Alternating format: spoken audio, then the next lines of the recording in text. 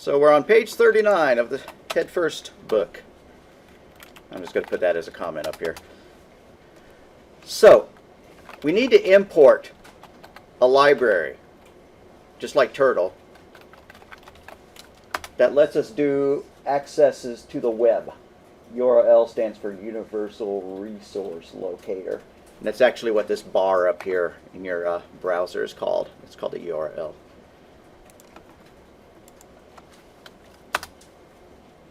Let's modify this just a little bit. We know that that path is wrong anyways. So anyways, let's just do this. Site is equal to, and I'm going to go and copy that link from our news section.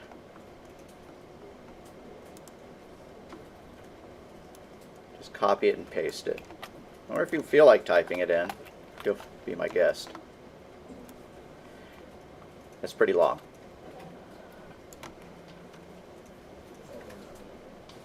Everybody knows where to go and get that? Just on our front page?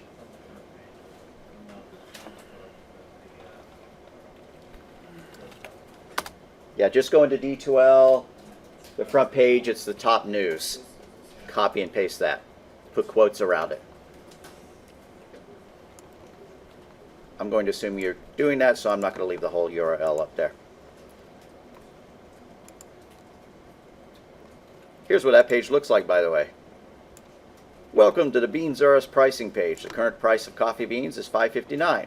The price is valid for 15 minutes. Actually, it changes every single time you load it. It's just a random number. All right. Now we need to read that page in. So we need a variable called page. Page is equal to URL live.request.URL open. Like I said, it's kind of Greek, but it's good to see, you know, some real complex code sometimes. And then in parentheses site. So I'll read this again. URL lib.request.URL open parentheses site. All lowercase.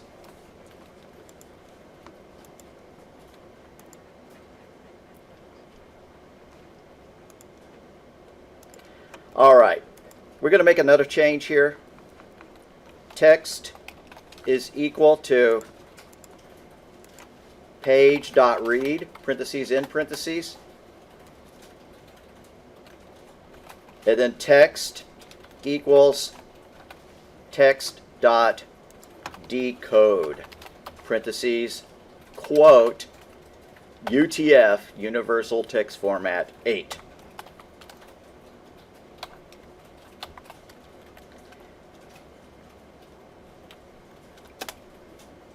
Now I want to add a print statement here before and after we do the decode. So before the decode, I'm going to do print text. After the decode, I'm going to do print text, just so that we can see what the difference is.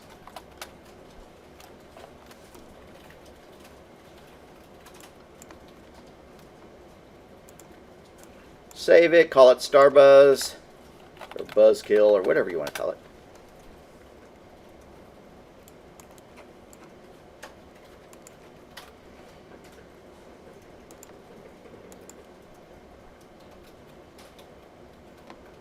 And I'll show you the reason why I broke what they had in one line up into two. Here's what they had. Text is equal to page.read, parentheses in parentheses, .decode, parentheses in parentheses. That's putting two functions in one line. I think that makes it a little bit more complicated. At the expense of having more lines of code, I like to break that kind of thing up into two lines. First you read it, then you decode it. Just like we use the input statement and then we use the float to convert it to a number, you could do both at the same time, but usually breaking it up, in my mind, makes it easier. Okay, so let's run it. It's going to show a whole bunch of text. The first chunk of text from here to here is before it gets decoded. Looks just about the same to me.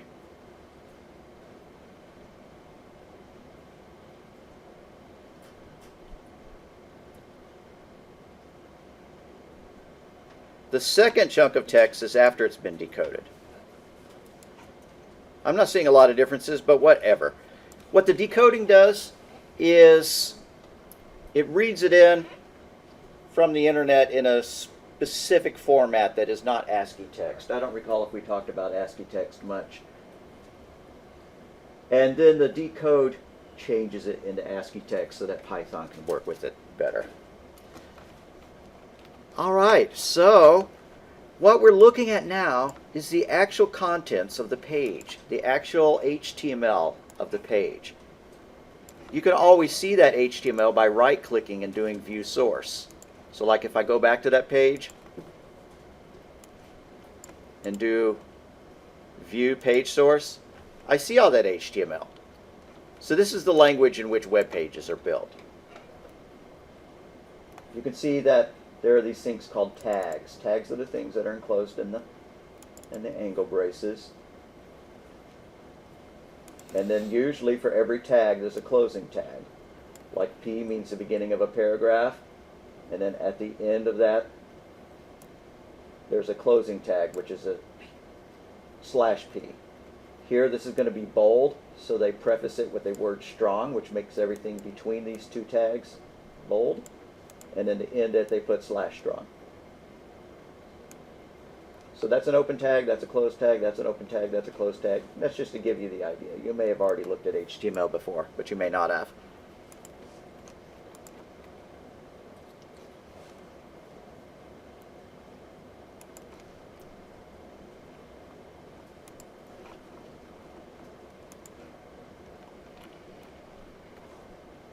All right, we're going to take that first print out. So go ahead and delete or comment that first print, but leave the next one.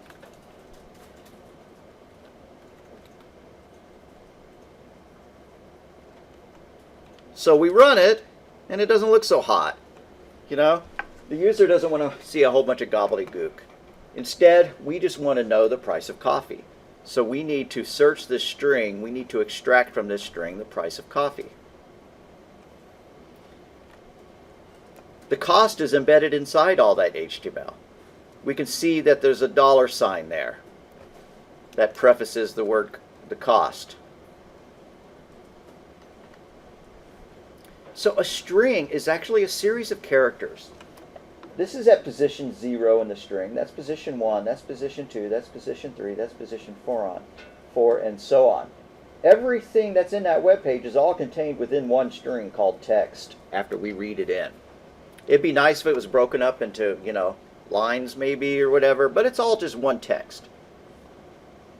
We want to extract from that string the stuff that starts with the $sign.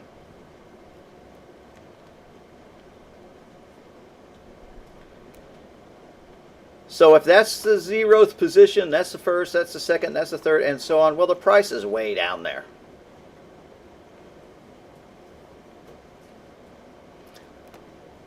The way you extract some stuff from a string is by using square braces. Switch over out of the py script. Just go back to run Python shell. I'm going to close this so that everything I type is up at the top. And do this. N is equal to, and then type a name. Your name, somebody else's, whatever. Now type in parentheses 0. That gets you the J in my name. And I said parentheses, I meant square braces. In square braces 1. That's the E. 2 would be the F, and 3 would be the next F. What if we want more than one character? We can specify the positions of the characters we want, like this. In 0, 2. That gets JE. Why? Because this position indicates one past where we want to stop. That sounds crazy, but let's look at it. Starting at 0 and going up to but not including position 2. 0 is J, E is 1. It doesn't include 2, so that's why it prints out JE. The easiest way for me to think about it is starting at position 0, and then you just take the difference. You subtract these. So starting at 0 and getting 2 characters. So if I want to start at 1 and get 2 characters, I'm going to do in, I hope your name is more than 2 characters long, 1:3. That starts at position 1, which is the E, and goes up to but not including position 3. So that's 1 and that's 2, so it gets the EF. But using the way I told you, you take the difference between the two. The difference between the two is 2, so that means it's going to have a length of 2, starting at position 1. 0, 1, and then 2 characters. By the way, this is called slicing. A lot of Python texts call it slicing. Some people don't. Some books don't. I'm going to use the word slicing a lot. This is taking a slice of the list of the string. And you specify how big a slice you want by the values in the colons. So the people who made this book up decided that the $sign was always going to be in the same place, which is a really dumb assumption, but we're going to roll with it. They decided that it always starts at position 138. We can prove that to ourselves. Go back into your real script, no longer the shell, and instead of printing the entire text, just print text position 138. Hopefully we'll get a $sign.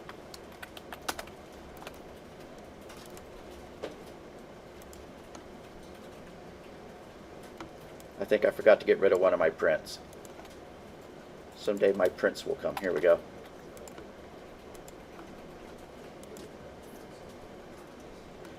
Well, what do you know? You printed out a D. Yeah, I got a D as well.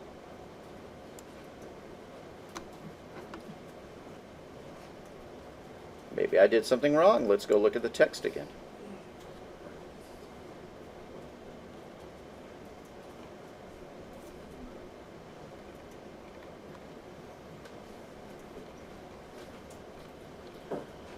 Oh, it wasn't 138, it was 234.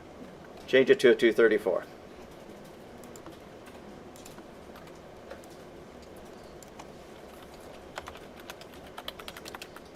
And you know me, I just put extra spaces in to make it more readable. Well, we're getting there. What would 235 be? I got the $sign with 233. 233? Ah, for Pete's sake, I'm not getting that at all.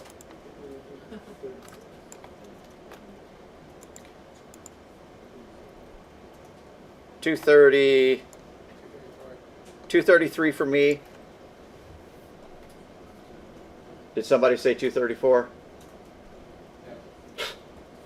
All right. This is why hard coding a number like that is a terrible idea.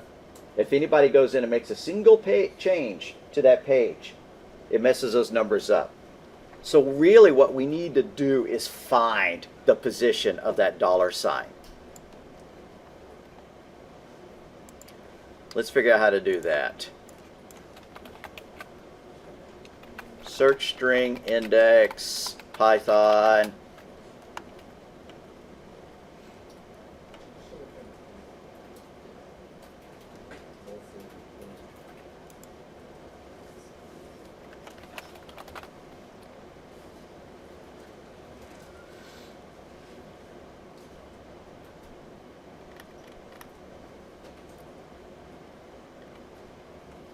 Alrighty. So tell you what. Do this. POS is equal to text.find. We want to look for that $sign. Oh, and then print POS out. What good is it if we don't do anything with it?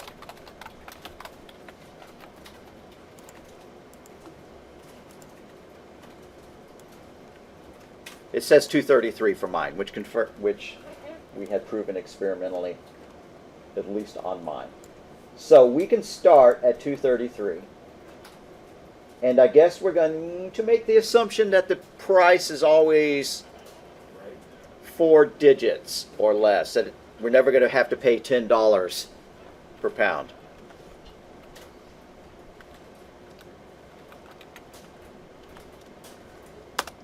So if the beginning of it, if the beginning of our slice, here, don't type this. If the beginning of our slice is going to be at that position, and I want that position plus a number followed by a period followed by two more numbers, let's kind of work through this. $, number, period, number, number. How many long is that? 1, 2, 3, 4, 5.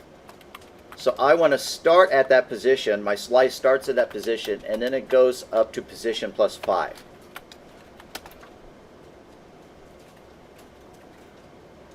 Well, that doesn't do anything because I didn't store it anywhere. So let's do price is equal to that. And then print the price. We're going to have to take out some of these print statements. Bless you. All right, it found it. And each time we access the page, it changes it to a random number. All right, I'm going to take a couple of prints out. I don't want that one anymore. I don't want that one anymore. I'm going to go back and see what our code looks like compared to what this text had.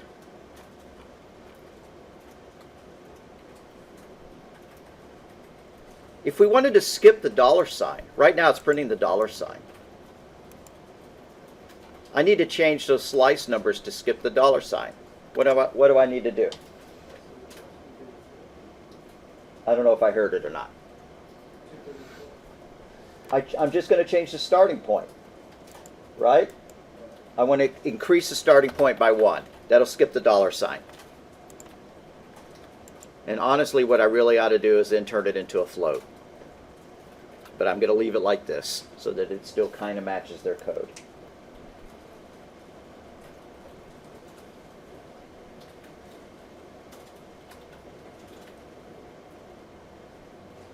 All right, we're getting there. We've actually written a program that opened a web page, searched for some information, and displayed it. That's really a pretty incredible thing compared to what we have been doing. And doing this like in the 90s, before people had libraries that made this kind of stuff easy, because, you know, we have libraries here that are making all this stuff easy for us. This stuff wasn't trivial. So that's what's cool about using something that has a well-developed library for it. Python's obviously not the only, thing with a well-developed library, but it's a good learning tool. All right, let's see where the book is taking us next. Anybody need a typo correction before I blaze onward? Please stop me if you do.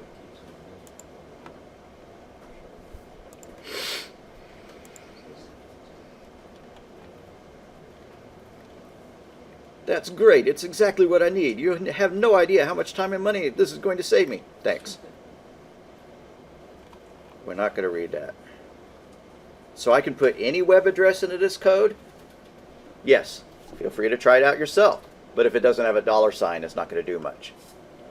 Don't I need a web browser to view web pages? Yeah, if you want to see all the pictures and stuff. But if you just want to see the text, then you could just do this. What does the import line of code do? It gives the program the ability to talk to the internet, more specifically to make a request in the HTTP format to access a specific site.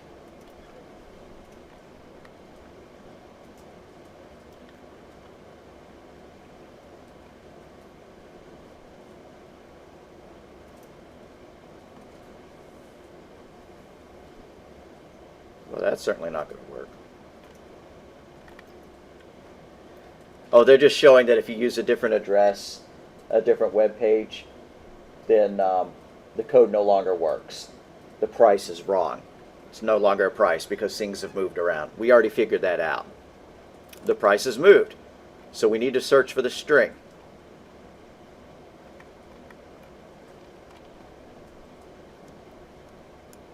Wouldn't it be dreamy if there was a simple way to search a string for a substring? But I suppose that's just a fantasy. Maybe you can see why I kind of wanted to stop using this book.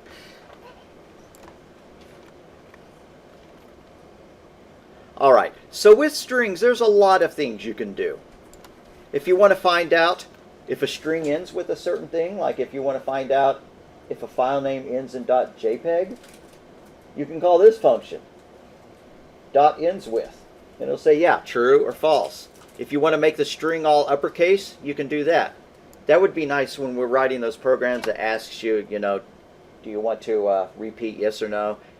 And we always just check for an uppercase y. Well, we could turn the text into uppercase, and so even if they typed in a lowercase y, it would work. Text.lower does the opposite, makes it all lowercase. If you wanted to search that string, find the $, and turn it into a euro symbol or something, you could call text.replace. And so on. And along with text.ends with, you could check to see if it begins with something.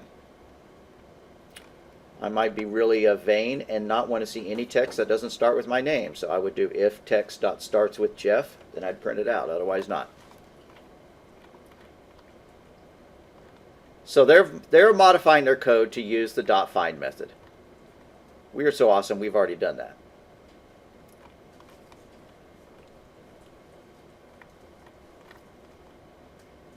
Okay, I forgot to say that I only need to know when the price is $4.74 or lower. I don't want it to bug me when it isn't. I'm beginning to hate Fred here already. So what we need to do is we need a while loop. And as long as the price is greater than $4.74, we just want to keep repeating. So we're going to make that change. We know that we're going to have to turn it into a float in order to do this kind of comparison. But we're going to have to change, we're going to have to indent some of this stuff. In fact, we're going to indent an awful lot of it. Starting from the word page, all the way down to the word price, all those lines, highlight all those lines, and tab them over one.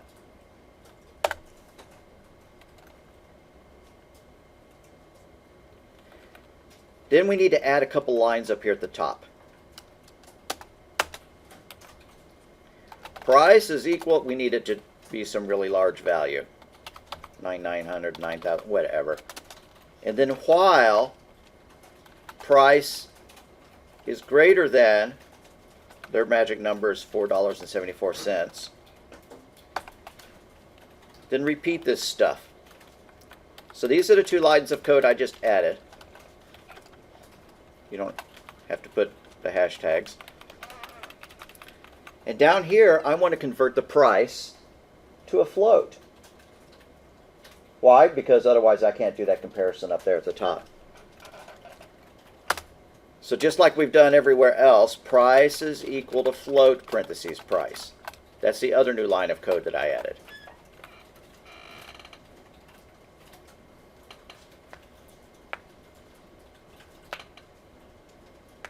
I wonder if I have to... Nah, I'm not going to experiment yet.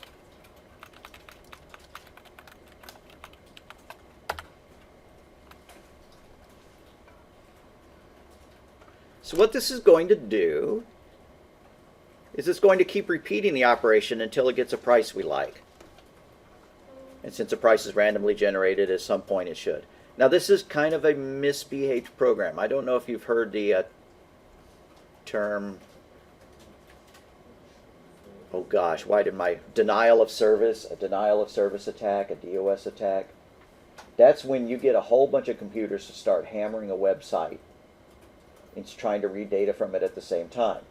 And if you have a botnet and you can make, 50,000 computers all start hammering Amazon.com at the same time trying to pull data from it, you could perhaps crash Amazon.com.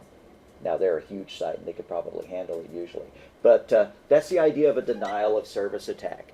And once we all run this program, we're going to be, all 20 of us, accessing that web page as fast as often, refreshing as fast as often, which is kind of a mini denial of service attack. But it's okay. Let's see what will happen.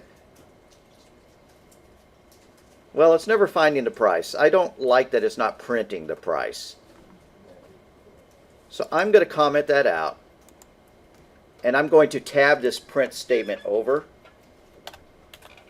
So it is part of the while loop, and then I'm going to add a print done at the bottom. Yeah. Just so that we can see the numbers scroll by. Oh, well, what do you know? It's not doing a dang thing. Well, there's one.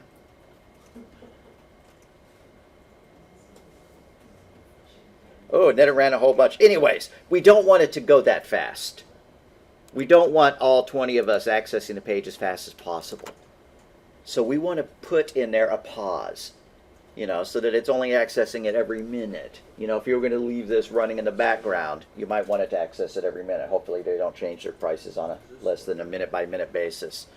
Now, we're not going to make it wait a minute because that would take too long. Obviously, we need to modify our minimum price, though, because it's never getting low enough. So let's just say, I don't know, less than $5.50. So go and modify your code so that it says while price is greater than $5.50. And then let's find out how to put that pause in there so that we won't be bad members of the internet community. That's fine.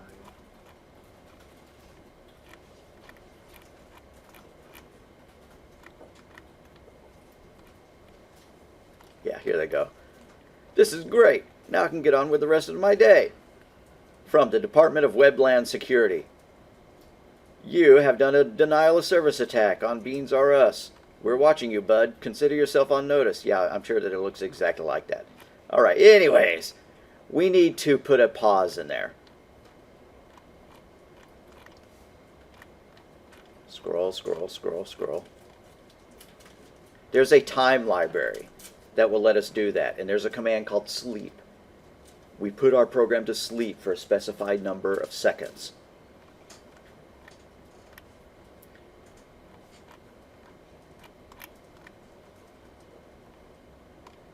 So we need to import time, and then we need to call time.sleep. All right, so up here in our imports, I'm going to add another import. Import time. I wish I could do that in real life. I say, I need more time. And we're not going to wait 15 minutes. But we could make it wait 5 seconds. So up at the top of our while loop, let's wait 5 seconds.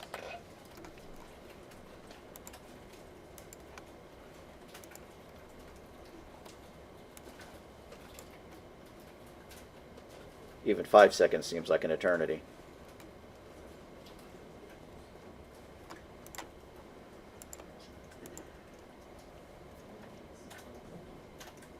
All right, we all have ADD. Let's change it to 2 seconds.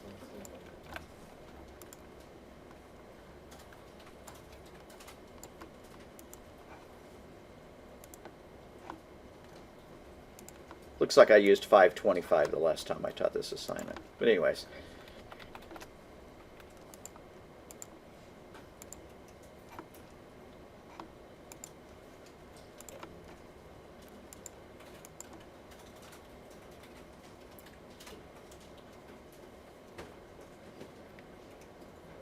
All right, I'm kind of liking 2 seconds. It'll take a while, but it finally found a price that was less than $5.50.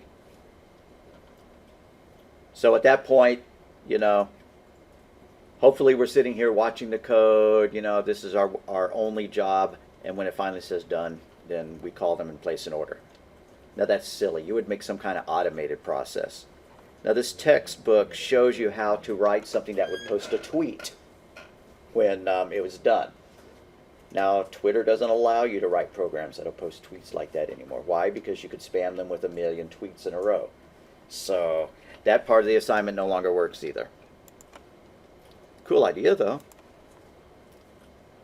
You could write a program that would email yourself. The protocol for emailing yourself hasn't been banned, unlike that Twitter one. Let's see if they have anything else that we want to do with it. Orders restored. So what did we find out? Strings. What is a string? We've been using them kind of throughout the semester. It's a sequence of characters. The way we got our strings in the past is we used input. Here we use something else. We used a .read command. that read it from the web page, but it was still a string. Each letter in the string is referred to by an index number, with the first one being 0, the second one being 1, and so on. It's like a street address where real nerds lived on that street, and so the first house was number 0, and the second one was 1, and the third one was 2. So libraries provide a collection of related code and functions to make things useful. So far we've been using the turtle library, but today we use 2 others. We use the time library. Let's play with the time library. There were more functions in it. Maybe we want to say at what time the price was. Time.clock is the current time in seconds given as a floating point number. I don't know.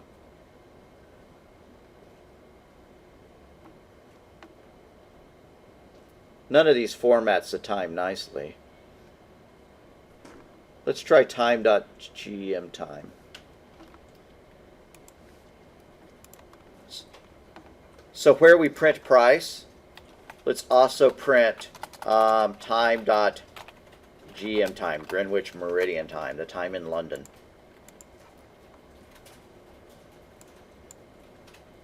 Well, that's not real helpful. That was a passing whim that we're going to immediately eliminate.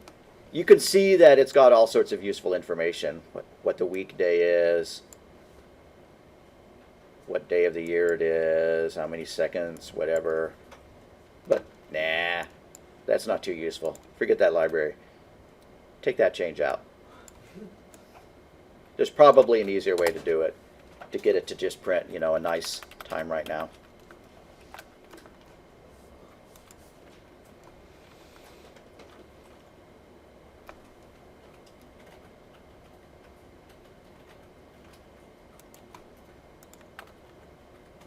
Alrighty, that is about enough of this assignment. I don't think that the text has us make any further changes to it. We can go eyeball it. Oh, except for that Twitter.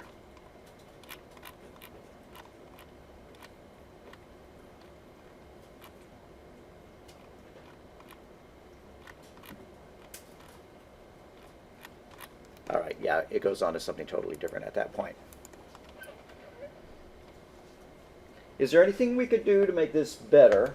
Well, I don't like it waiting 2 seconds before it does anything. I might move that time.sleep to after the print so that at least we get an immediate response. You know, when you load your computer up and the program just sits there doing nothing, you know, we're all impatient and we would probably kill the program. So let's move that down there.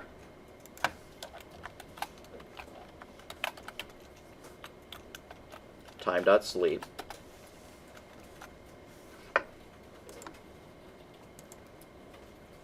There, that makes me a little happier. At least I see a number. Then, even though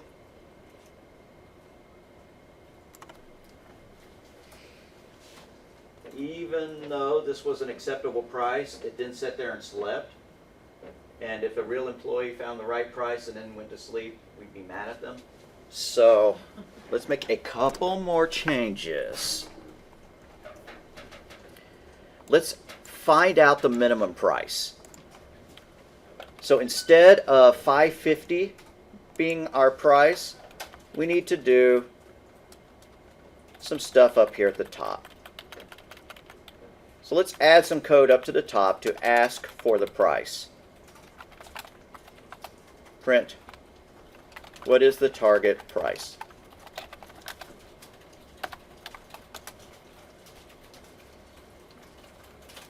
Target is equal to input, parentheses, in parentheses. Then, target is equal to float target.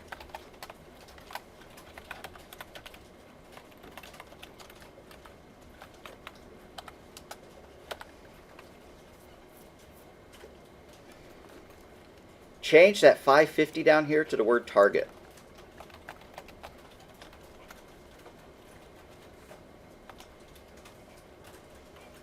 So I just changed this line, so I'm going to put a whole bunch.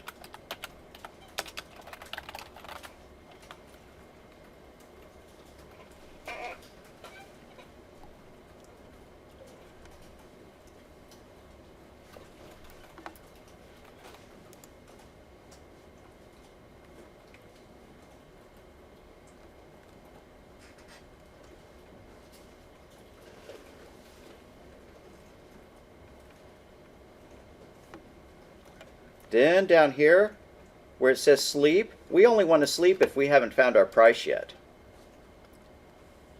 So let's put an if there. Before the word time.sleep, we're going to do if price is greater than target price, or just target, colon, and then indent time.sleep. We don't want to sleep once we found our price.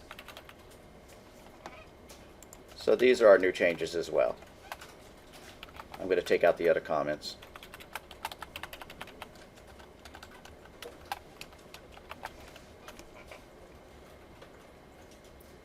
All right, I hope I didn't go fast at the changes up at the top.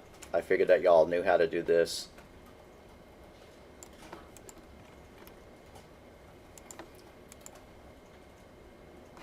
What is the target price? It's $5.40. Keeps going. It finally found one, and it exited immediately. All right. You should be pretty proud of yourself. You've written a program, I mean, you had some hand-holding, that went out and accessed some stuff from the web. That's pretty neat. What'd be kind of cool is if we wrote a program where you could specify a web address, and then it would go and find the first image on that web, on that page, and then download it or display it or something like that. Now that's more sophisticated than what we've talked about. But something like Google, how does it index the internet? They write programs called spiders. And what a spider does is it opens a web page and it scans it for links to other web pages. And then it goes and it opens all those web pages and scans those for links to other web pages. And then, so it keeps doing that to build, an internal map of all the sites that they've indexed.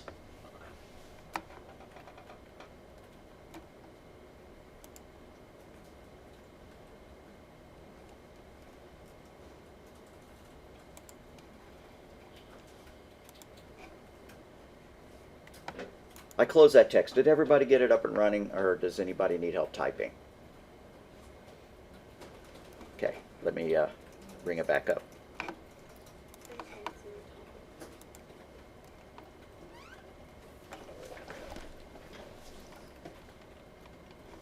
Those three? That's what I did. Okay.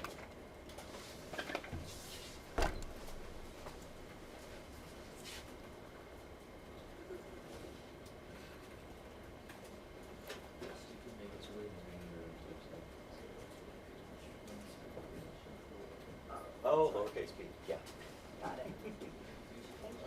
Anybody else?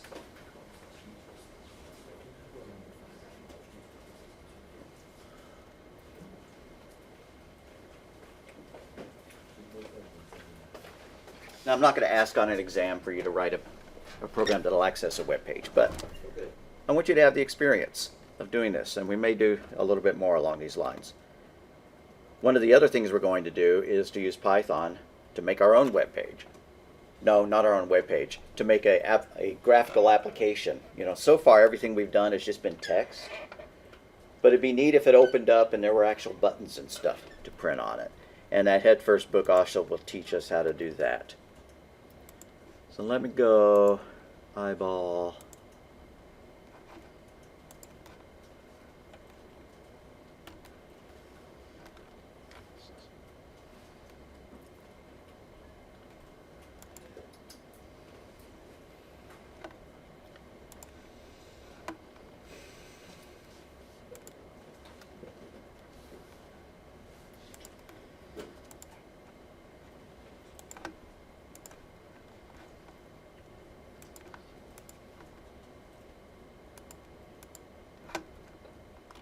All right, so here's a good point to start talking about lists.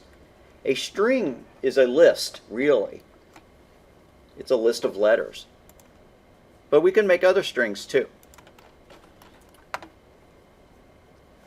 Do a file new file. Let's do a save as. Save it to your favorite folder and call it string lists.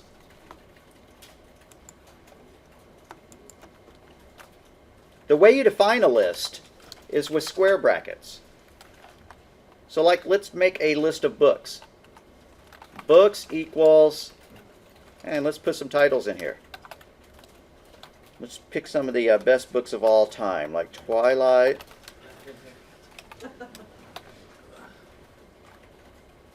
War and Peace. How many people have read that?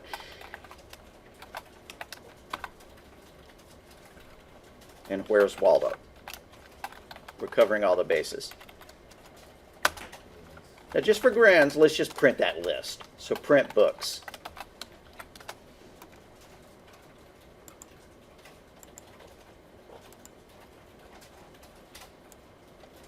All right, there we go. It printed Twilight, War and Peace, and Where's Waldo.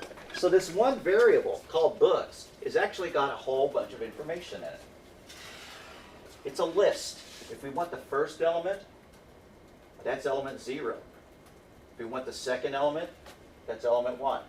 If we want the third element, that's element 2. So let's just go back up here and print books. Nope. Books, square brace, 0. And then copy and paste that and change that to a 1 and a 2.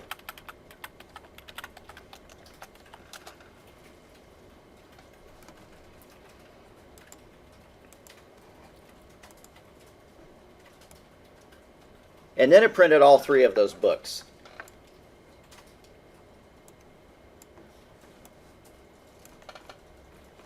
Twilight, War and Peace, and Where's Waldo.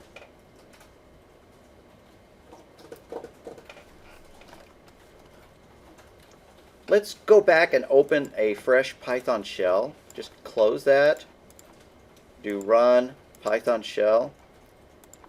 And let's just make a list of numbers. N is equal to, and then do the square braces, and just put some numbers. 3, 5, 9, 1, 2, 4, whatever. So what is N sub 0 going to be? 3. What's N sub 1 going to be? A 5. I was pointing at it. I kind of gave it away. What is the length of this list? Let's find out. LEN of N. It's got 6. So what's the highest element number we can access? Maybe it's 6, but let's find out. 0, 1, 2, 3, 4, 5. Since it starts counting at 0 rather than 1, we can only go up to N minus 1, where N equals the length of the list. So if there were 100 items in the list, we could go 0 to 99. If there were 12 items in the list, we could go from 0 to 11. Let's add a few more books.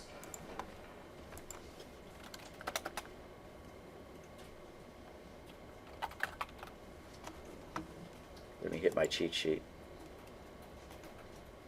All right, books dot append. Somebody name another book. Bible.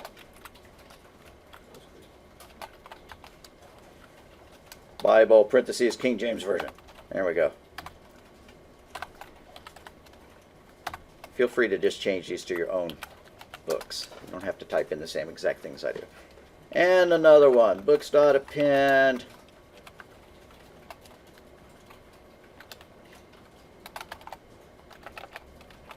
Programming with Python. What if we wanted to print the entire list, but we didn't want to do it like this? How could we do that? Do the colon? Well, we could do the colon, but what if I want them to all be on their, each one on its own line? What if I wanted to access element 0, then 1, then 2, then 3, and so on? Loops. We can use a loop. So I'm going to use a variable called I, which is going to stand for the index. It's going to equal 0, and we want a while. While I is less than the length of our list, print out that specific book. Books sub I. The reason I'm calling it sub is because some people say that that means subscript. It's not a subscript as would be displayed in Word, but whatever. You know, books, square bracket I. And then we need to increment I. So I plus equals 1. That way it'll go 0, 1, 2, 3, 4, 5 until it's all done.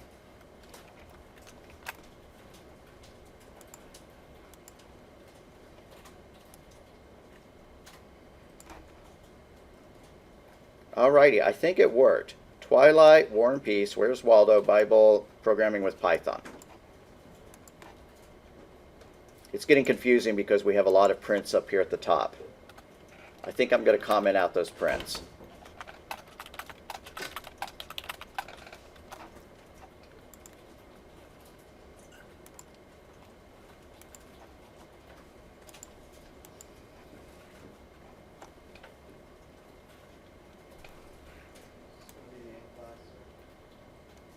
Pardon me? Is this going to be the ink class? Yeah. Let me make a folder.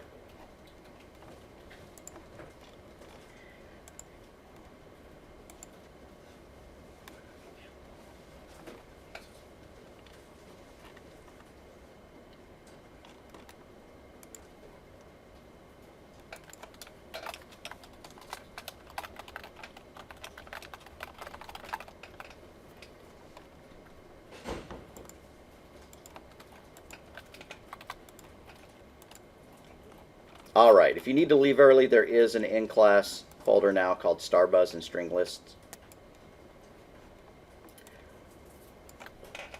Once you have a list, what might you want to do with it?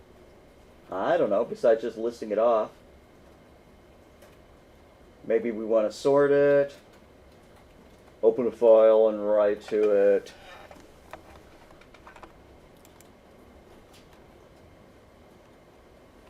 You can slice a list like that just like we could the strings. So I need a new variable. I'm not being creative, so I'm just going to call it S for slice. Is equal to books starting at position 1 and going up to but not including position 4. How many books are going to be in that slice? Yeah, there's going to be 3. So then print out S, and we'll see that there are 3 books.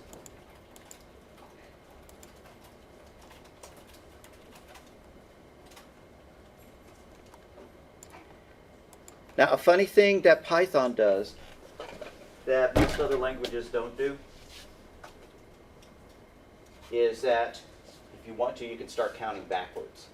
If this is element 0, guess what element -1 is? That's -1. That's -2. That's -3. They do that as kind of a shortcut. It's easy to get to this one. You take the length and then you subtract 1 from the length. But it's even nicer just to not have to worry about the length whatsoever and say -1 and know that it's going to get the last one. So let's use that to our advantage. Print the last book in S is, comma, S parentheses -1.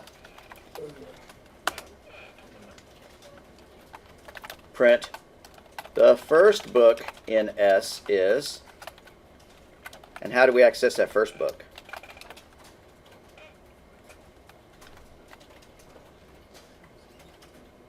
Well, we're not going to use -1. What number will we use to grab the first book? 0. Yeah, 0.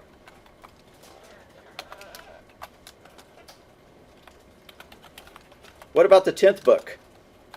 This is going to give us an error, by the way. 11. The 10th book in S is, it's actually at 9. Because the first book is at 0, so the second book is at 1. However, is this list really that many items long? No, so he's going to blow up.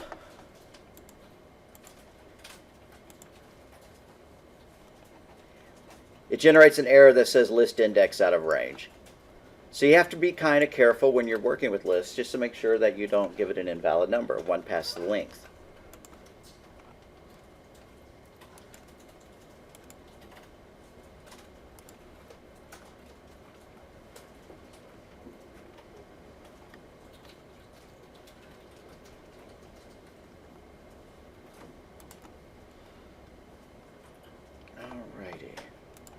may have closed that too quickly. Let's leave this on the screen for a little bit more. I'm going to go and see if we had any homework based on string lists from last semester.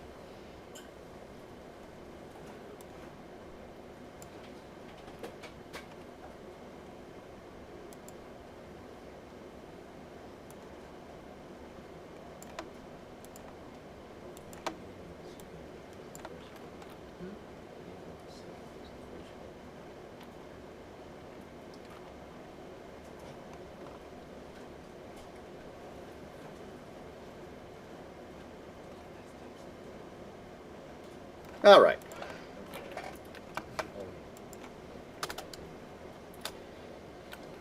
So this assignment's going to be pretty much just like what we did.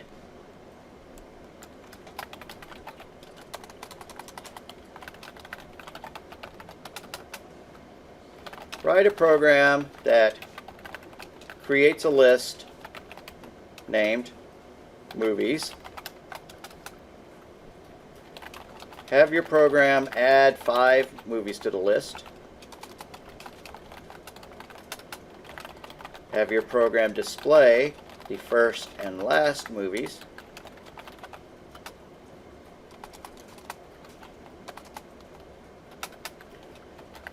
Have your program display all the movies with a while loop.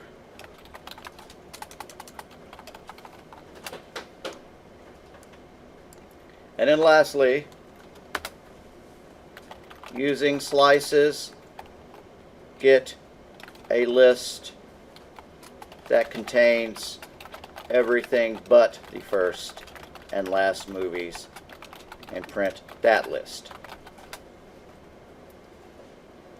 So really, just looking at this code that we already did,